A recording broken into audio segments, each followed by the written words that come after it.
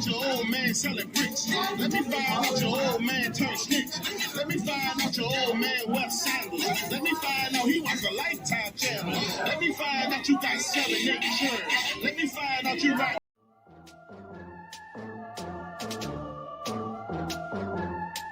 It's your boy Young Carter, Round the Clock TV, rocking my dog Foxy. What's up, people? It's your boy Young Carter, the official host of the South. We in this bitch Around the Clock TV. What's up, people? It's your boy Young Carter, Around the Clock TV. We in Frank Town. Clock TV, you heard me? It's your boy Cash Money YMCMP.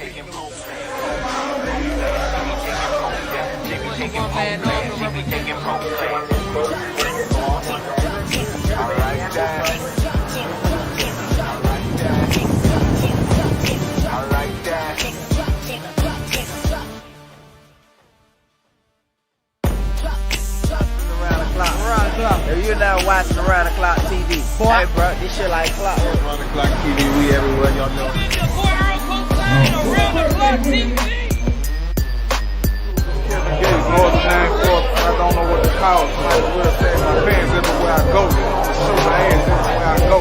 Kicking it Around the Clock TV. Talk. So y'all at Vue Orleans, about to check this thing out. See what's going on up in here. It's a brand new attraction. Y'all make sure y'all check this out. Here we go.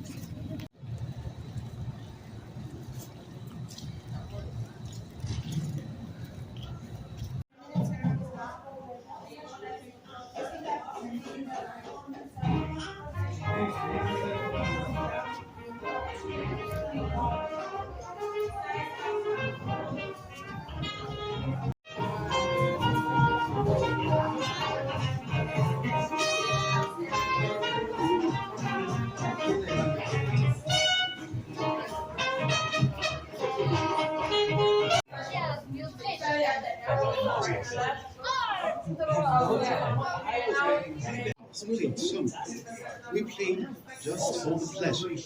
I took to the piano. I was encouraged to play, and I played well, but nobody in my family thought being a musician was a serious job. In my younger days, I started performing in New Orleans' finest brothels. When my grandmother found out, she kicked me out of the house. I had nowhere to go, and so I had to come up with alternative methods to survive. I became a car hustler, a pool shopper, and comedian, but music was always my main hit. See, I took the melodies of the opera house and mixed in the Spanish tinge of my grandparents' Haitian and Cuban roots, and blended ragtime and blues.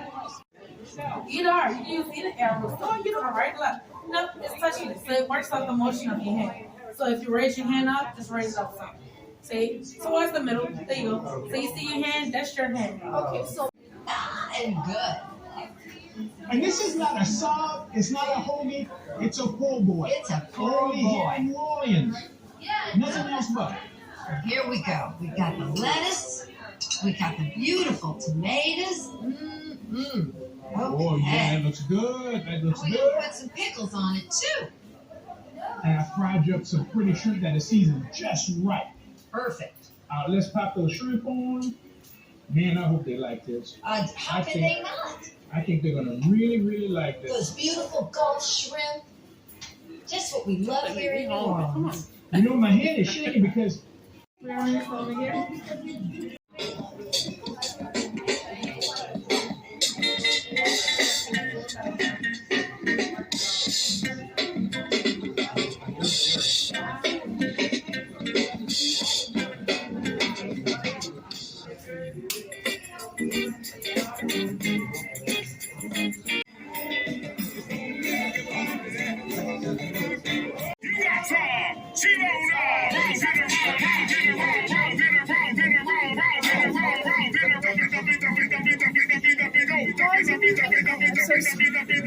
If you're interested, we have a movie that's about to start playing, so it plays in just a moment.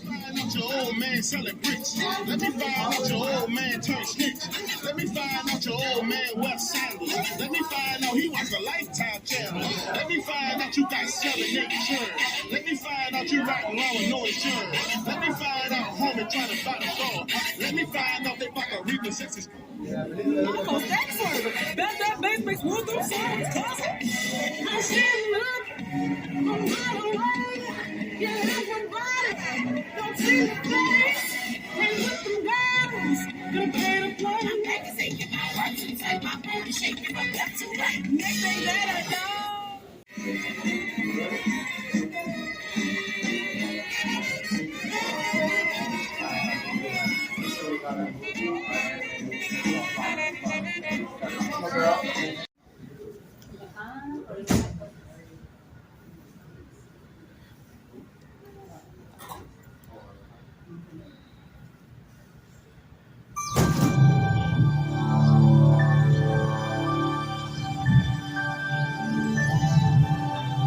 Mississippi never lies at rest.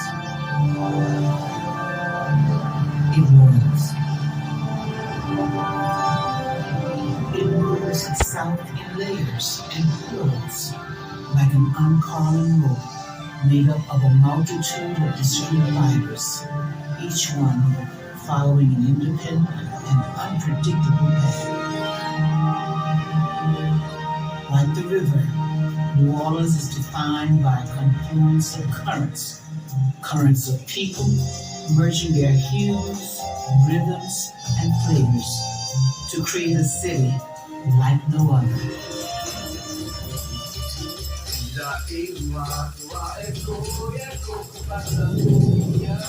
The Houma, Biloxi, and the Chittimancha were among the first to fish its waters, harvest its lands, and trade goods upon its shores.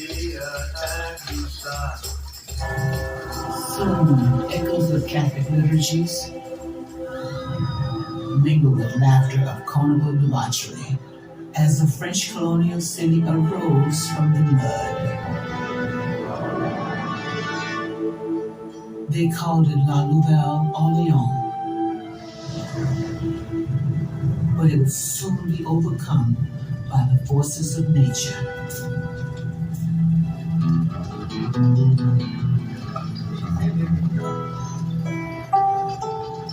Out of the flames rose a new city, inspired by Spanish lace, rebuilt with the strength and skill of enslaved Africans.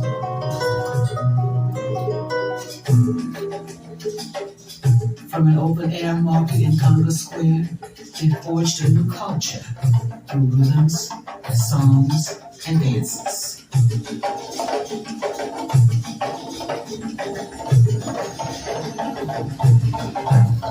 Haitian immigrants, both free and unfree, transformed this colonial outpost into a thriving Caribbean city with their vivid hues and rich culture. As bounties of the crown jewel of Louisiana purchase flowed through its port to worlds beyond, waves of Europeans streamed in.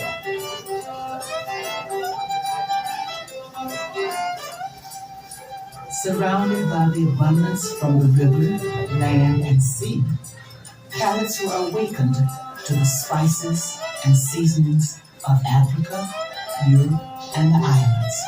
A celebrated gumbo of new recipes and of cuisines.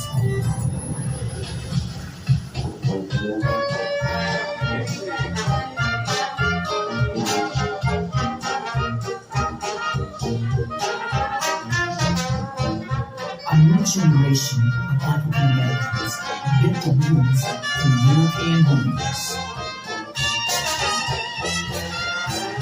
They improvised, syncopated, and gave rise to a new sound that would change the course of music forever. Jazz.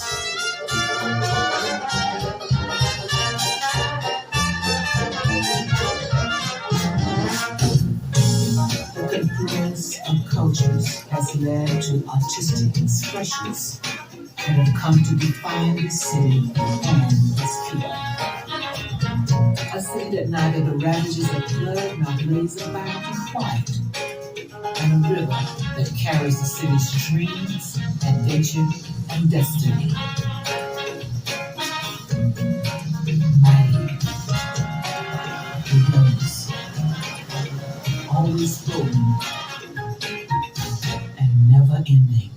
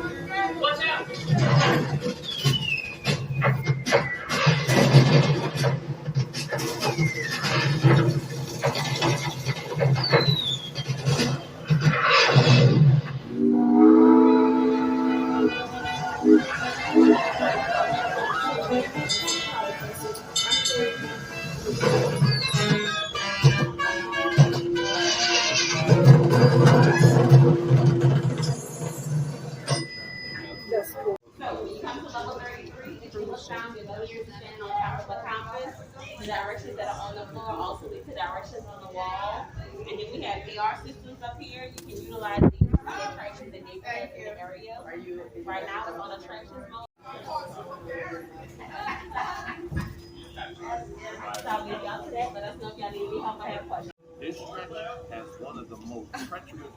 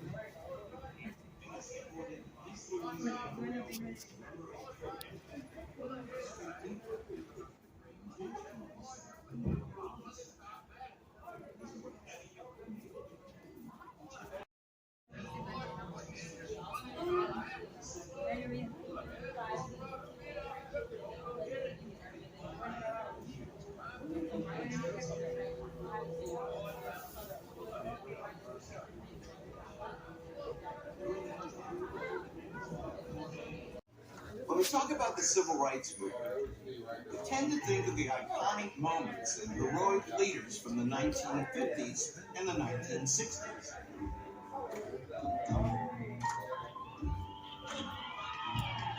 But the Black community of New Orleans has been actively pursuing civil rights for more than a century.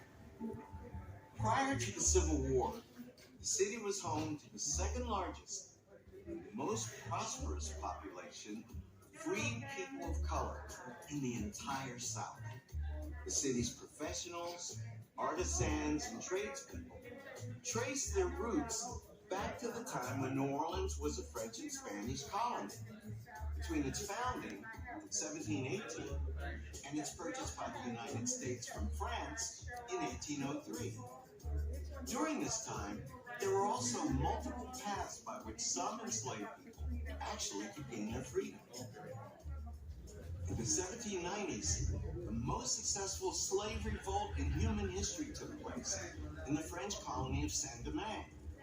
On January 1st, 1804, after defeating Napoleon's efforts to re-enslave them, Saint-Domingue's black population established the country of Haiti, the first independent black republic in the world. Black and white refugees, displaced from the warfare, fled to New Orleans by way of Cuba. Their arrival in 1809 and 1810 doubled the city's population and almost tripled the size of its free black community.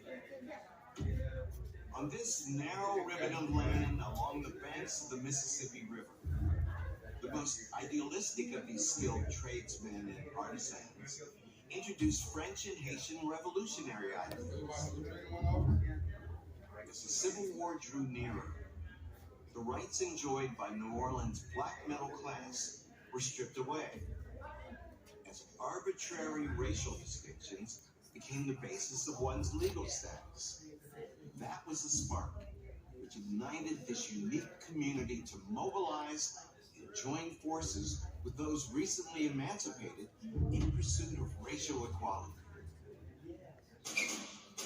Although at the outbreak of the Civil War, some free men of color served in the Home Guard, when the Confederate city was captured, Black New Orleanians were among the first to form volunteer companies to join the Union soldiers. From their ranks rose Captain Andre Caillou, who had once been enslaved, and who would go on to become one of the first black officers to serve in the United States Army. Captain Caillou's death, leading a doomed assault against Confederate forces at Port Hudson, galvanized New Orleans' black community into action. As men raced to enlist, a wealthy doctor founded 2 newspapers dedicated to preaching equality for all men of African descent, both those from the older free black community and those recently emancipated during the war. Dr. Louis Roudenay's words would be put into action following the end of the war, when black men, representing nearly half of the delegates to the Louisiana Constitutional Convention, crafted one of the most racially progressive state constitutions created during Reconstruction. It protected voting rights for all men, guaranteed equal access to schools and public transportation for all black Louisianians. Freed people from Louisiana and Mississippi gravitated to New Orleans. They multiplied economic opportunities through unions and mutual aid and benefit societies. The promise of equality, however, was greeted with relentless white supremacist intimidation, voter suppression, and violence.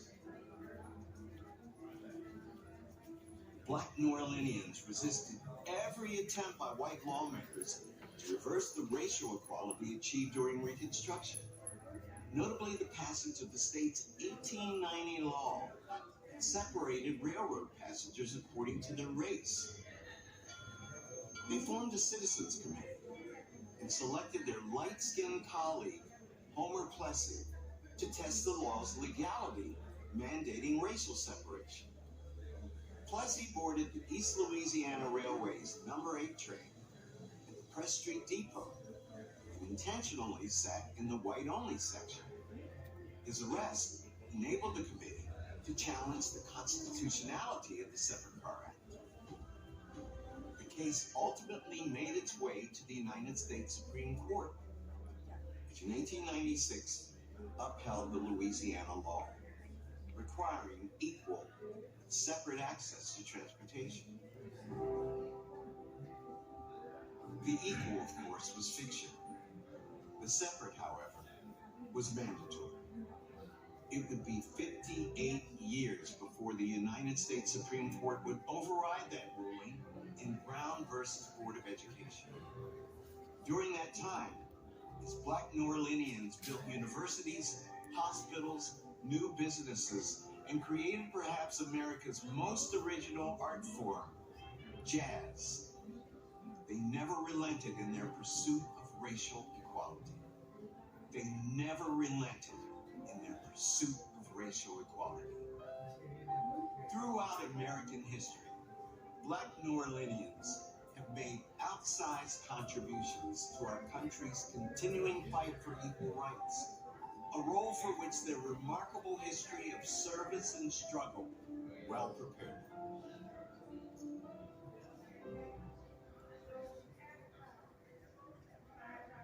Trade and commerce are all powered by the rivers, lakes, and the Gulf that surround it.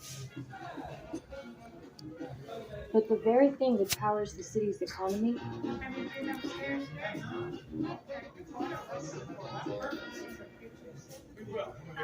also makes it vulnerable to catastrophic floods. New Orleans was founded near the mouth of the Mississippi River, which stretches over 2,000 miles from the Gulf of Mexico to where it starts in Minnesota. The river's banks were built up over time from a process called dynamic sedimentation. Each spring, northern ice melt and heavy rain causes the river to overflow. The swelling river deposits the heaviest sediment on the shoreline, building up the riverbanks and forming natural lakes. Indigenous nations visited the area seasonally and retreated to higher ground when the spring floods came.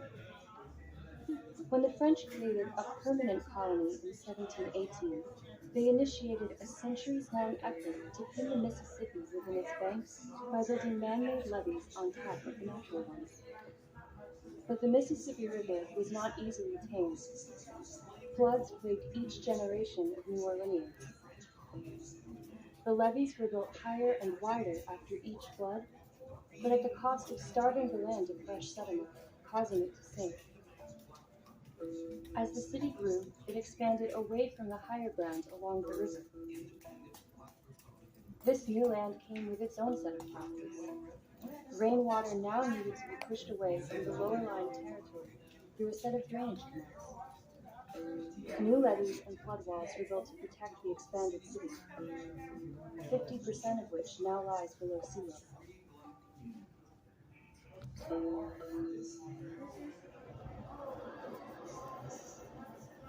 Sustained winds are near 160 miles an hour, which makes this a powerful Category 5 hurricane. New Orleans levee and storm protection system would be tested again as Hurricane Katrina made her way up the coast. 2.3 trillion gallons of water from the canals and lakes pushed against the levees and floodwalls, causing the system to buckle under the pressure. The levees failed in about 50 locations, flooding around 80% of the city. Hurricane Katrina forced New Orleans to change the way it thinks about its relationship to and management of water. A new approach to storm management starts at the coast, where healthy wetlands reduce the risk of flooding by acting as sponges that capture water and release it slowly. The Louisiana Coastal Protection and Restoration Authority was formed to rebuild and protect coastal wetlands by adding new sediment and planting native vegetation. Farther inland, massive flood walls, pumping stations, and critical water control structures prevent storm surges from Lake Pontchartrain and the Gulf of Mexico from inundating the city with water. They are New Orleans' second line of defense. Finally, the city's overhauled levee and drainage systems act as a third barrier against incoming storms. Canal flood walls have been built taller, and their foundations are sunk deeper and wider into the soil. 24 modernized pumping stations help push water out of the city and into Lake Pontchartrain.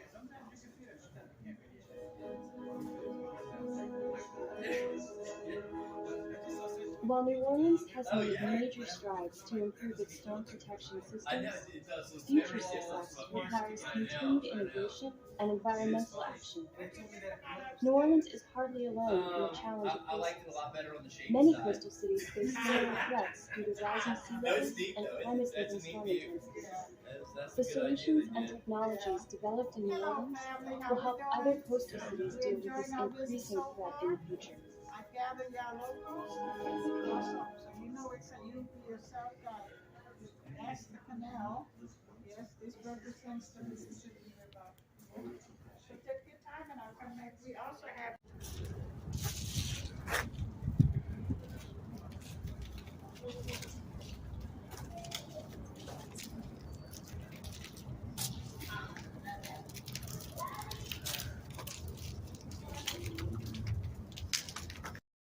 Alright, y'all just came out.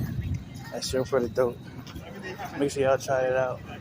I give it a 10 out of 10. Very good attraction. You gotta check out everything. There's a lot going on with this. Y'all make sure y'all check it out right here in New Orleans, the end of Canal Street. That's how I give it a 10 out of 10. Y'all can check that out. Yeah. Mamma mia, she got me speaking Spanish like the genie in the bottle. Rub the booty, then she vanish. Body like a bottle, panorama, let me ram it. She be teaching pole class, control like Janet. The baddest in the building, baddest on the planet. Pole class, she be taking pole class. Pole class, she be taking pole class. Pole class, she be taking pole class. She be taking pole class, she be taking pole class. Drop jigger, drop jigger. I like that. Drop jigger, drop jigger. I like that. I like that.